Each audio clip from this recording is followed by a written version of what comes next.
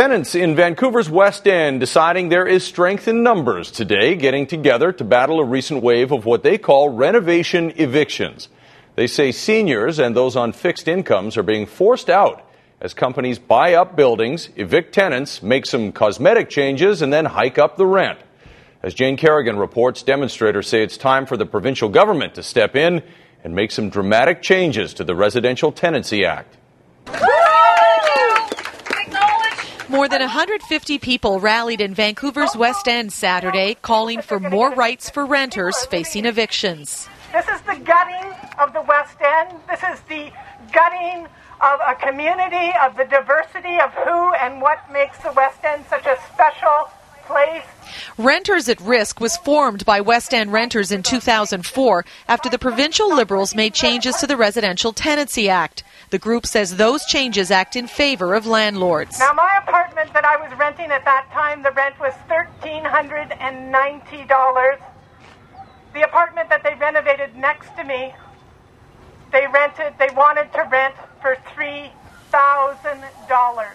And the group says huge rent increases and mass evictions are getting worse. When I went through my eviction struggle, I was paying $780 a month rent.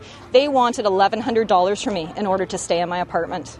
$1,100 for a bachelor suite of 400 square feet.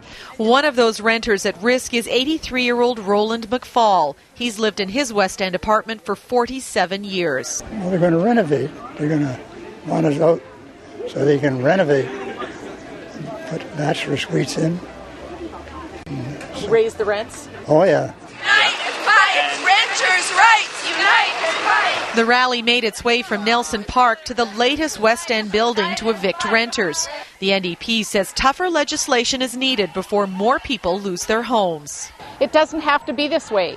I said, let's bring back a residential tenancy office to Vancouver once again. The Liberals got rid of it in 2002. We say bring it back. Bring in legislation to close the loopholes. We have an announcement coming out on Monday, but for the most part, right now, I can guarantee you that everything that I've heard, everything that I've witnessed, from landlords to tenant issues, they're legitimate concerns and they need addressing immediately in Victoria.